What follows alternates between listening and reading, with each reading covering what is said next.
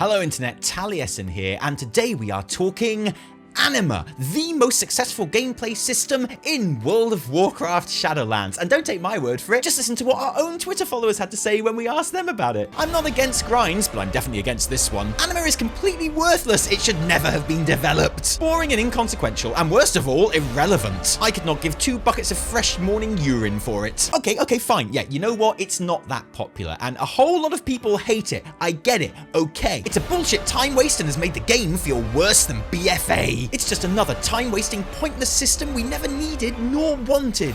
Worst, most transparent content grind we ever had. I get it, okay. And you know, I do agree with the general community consensus that Anima hasn't really worked in what it set out to do. And in this video, we will be exploring exactly why that is the case. And I think that's something worth getting to the bottom of because, and here's my slightly more controversial opinion, I think that what Anima sets out to do is actually really awesome and is absolutely a system that should be encouraged in World of Warcraft going forward and into other expansions, which is why in this video we are also going to be talking about how the system can be totally saved and made to reach its full potential with just like literally 1 or 2 basic changes. And how would you feel, Internet, if I told you none of those changes were have more Anima drop? So join us for a special Taliesin Talks as we discuss Anima, why it fails, and how it could totally win, like big time. Okay, go.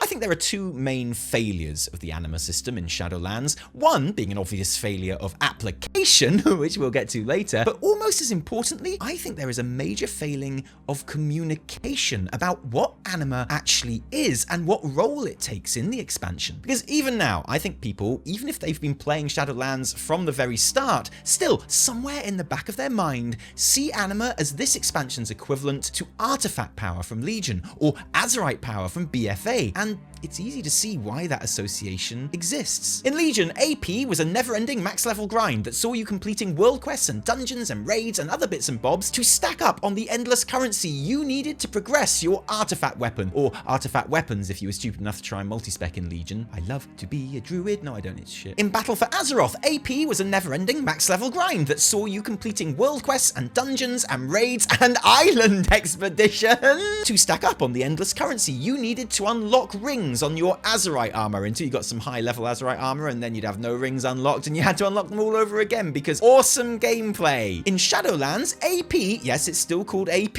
I know, is a never-ending max level grind that sees you completing world quests and dungeons and raids and other bits and bobs to stack up on the currency that you need to not impact your character's power progression like at all. And that is the important difference, because although the form and method of acquisition of Anima is familiar to the AP grinds in previous expansions, it serves a completely different purpose. In fact, if there actually is an artifact or Azerite grind equivalent in Shadowlands, it's not Anima at all, but the work that you need to put in to craft your Shadowlands legendaries. So what's the purpose of Anima power then? Well, you use it to upgrade your Covenant Sanctum, beefing up your mission table, teleportation network, Anima Conductor, and Covenant-specific minigame, and you use it to buy transmog, pets, mounts, weapon enchant appearances, and toys from your Covenant Quartermaster, and that's it. And obviously, in terms of player power, that's basically nothing. The only thing that you could even make a case for making your character more powerful is the teleportation network, eventually giving players a portal to Oribos from their Sanctum at level 3. And that is awesome and should be everyone's first goal, but is a convenience boost rather than a power one. Like, you're not going to be taking any raid bosses down or pawning more noobs in arena because of your Oribos portal, you know? So I think that straight off the bat, one of the main problems that players have had with Anima is that association that they have in their mind that it's important, like AP in Legion or BFA. We've been trained over the years that each expansion has an endless grind that we should be doing or else we fall behind. We should be running more of Souls 100 times a day or else our artifact weapon isn't going to be as good as anyone else's. We should be expeditioning 100 islands a day or else we won't be able to unlock all of the rings on our armor. Oh man, I can't even. And we should be bopping out all of the world quests and callings. Haha, only joking. You don't get anima from callings, you absolute idiots, you suckers. Otherwise, we won't be able to afford the recolor of the Covenant armor we already have. But wait, I, a player who approached this AP system like it was the AP system from Legion or BFA, don't care about that. And now I feel angry about all of this anima that I collected for absolutely no tangible power rewards. Screw you, Blizzard. And honestly, I don't really blame players if they do feel like this, because I think Blizz failed on the communication of how, for want of a better word, unimportant anima power is. But let's be clear, they fail on the application too, which is far more important. So let's take a look at what the anima system is, or rather, what it's supposed to be, and why it doesn't quite achieve that. So here's the thing, whereas I obviously feel like the anima system doesn't quite work as it is, clearly I feel that way, or I wouldn't be making this video. In principle, I think it's a brilliant idea. Like, the thing that it's trying to achieve is great, and absolutely something that this game 100% needs. And what is that? A max level grind which has no bearing on player power progression, and which grant a selection of cool cosmetic rewards over a long time frame. An uncapped currency that can be absolutely no-lifed or collected passively, meaning that someone who takes the system seriously can feasibly afford everything there is to get from the cosmetics vendor over the course of expansion, while players who don't really care can still find themselves able to purchase something every now and then. That is exactly the kind of non-mandatory grind that WoW is crying out for. And here it is, in the game, right now. So why doesn't it work? Why is the general opinion around anima one ranging from annoyance to outright hostility? And I know what you're thinking. You're thinking, Taliesin, that's obvious. It's because everything costs far too much anima, and anima is too slow to get. If only more anima dropped from all sources, we wouldn't be having this conversation and everyone would be happy. And you're sort of half right, but I feel like there are more important problems than that, to the extent where solving them would render the supposed anima drought that players find themselves in completely irrelevant. For me, it's not about the anima, but about the rewards. Now, first of all, there's the terrible player conditioning of the Covenant upgrades. On paper, this is a terrific idea. You are spending anima on building and improving your home base, making navigation and general gameplay a lot easier as a reward. Unfortunately, that's not always how it feels. What do I mean when I say player conditioning? Well, take the teleportation network. We've all played games before, right? So most of us would have worked out instantly that the teleportation network is so obviously the most useful of the upgrades to most players that getting that to level 3 is the clear priority for most of us, which means that our first experience of this awesome non-mandatory currency, which we can use to buy really cool cosmetics if we like, but if you don't fancy it, don't worry, it's no big deal. Our first experience of that is to have to grind out 16,000 anima, a big old chunk, especially at the beginning of the expansion, to get the thing that we need to get before we can even begin to engage with the system in the way that it's meant to be engaged with. And that's what I mean by player conditioning. Our first experience in-game of a gameplay system shapes how we think about it, and it informs our engagement with it going forward. And the relative mandatory nature of the teleportation network betrays everything that players are supposed to feel about anima. Is it something you can choose to focus on or not, depending on how you like to play? No, you kind of need to get that teleportation network built, buddy, or you are playing very suboptimally. Is it a cool open system that gives players the choice of what they save their anima for? No, not really. For a lot of players, their first choice, their first 3 choices were made for them, and even 16,000 anima later, there's still all those other Sanctum upgrades to go before most of us can even think about the actual cosmetics, which are like the fun thing about the system. Because it's definitely not your mission table followers recovering their health a bit quicker, you know? No one has ever spent 5,000 anima to have their mission table followers recover their health a bit quicker and thought, wow, I really enjoyed that. The anima conductor and the mission table feel like the kind of things that could have just upgraded themselves naturally over time and no one would have really noticed the difference. And the Covenant mini games, actually no, yeah, this is actually something it feels okay to put anima into, or at least it would if you hadn't already pumped over 50,000 of it into upgrading every other bit of the Covenant first. Because, you know, you get improved anima rewards when all of them are at level 3, and we've played games before. We know that we should do that before we actually start saving up anima for stuff we want. And now you're looking at almost another 50k to level up your mini game, and then maybe you can think about getting some cosmetics. And I know what you're thinking. You're thinking, Exactly, Tali. It's just like I said earlier. There needs to be more anima dropping so that it doesn't take us long to get all of the things. And I like how you think, keep it coming, but you're actually wrong here. The problem here is the conditioning. It's that for the majority of players, as we reach the end of 9.0, their entire interaction with the fun, non-mandatory system where they can passively or actively gather anima to buy cool cosmetics hasn't even been to think about what cool cosmetics they might passively or actively save up for. It's to upgrade a Covenant Hall, whose upgrades don't always come with noticeable benefits, and which even at level 2 cost more anima than any of the cool cosmetics that you might want. So because of the way it's set up, players are conditioned to associate anima with relatively unexciting Covenant upgrades rather than the cool things they could buy. And also their experience has been to buy the most expensive things their anima can buy, which front loads the grind and makes it feel much more grueling than it should. And that's before you even start on alts. My advice, don't start on alts. Well, no matter which Covenant you're in, again, the first nearly 100k of anima, or at the very least 16 for the transport network, is going to be spent on upgrading the exact same stuff that your characters in other Covenants already did,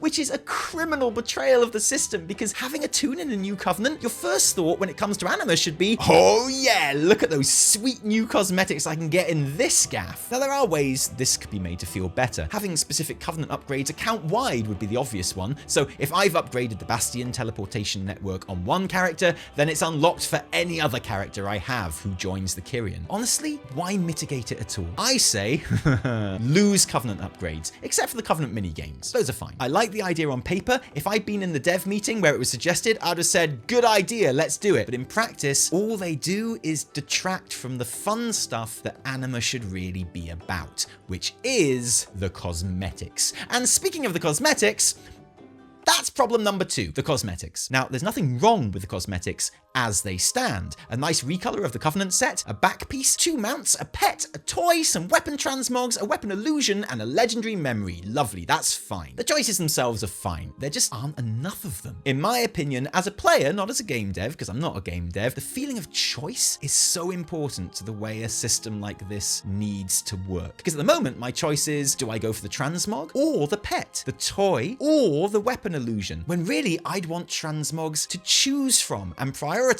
I want a bunch of pets so I can choose my faves. The fact that there is only one of each thing doesn't feel like a delicious selection of chocolates to choose from. And even worse, because there aren't many buying options, Covenant armor recolors we get are sold off in individual armor pieces for a transmog set, which you really can't help but feel is basically for padding to fill out space in that Covenant Quartermaster's box. It would cost you 58,000 anima to buy everything your Covenant Renowned Quartermaster has to offer, and almost half of that is the various transmog pieces for one complete set. Like, this isn't PvP where each slot you purchase gives you some stats that you want, makes you more powerful. This is a transmog. There is literally no one on Earth for whom spending 2,000 anima on braces is ever going to feel like a satisfying gaming experience. Transmog sets should be sold as full transmog sets, and that's my hot take. Having the individual pieces sold separately is not very psychologically motivating, and yes, you're right, obviously they are far too expensive as well. And yes, these items are supposed to be, for most players, a near expansion long target. But honestly, if upgrading everything at the Sanctum hasn't pounded any enthusiasm about anima shopping out of us, the high prices of the items here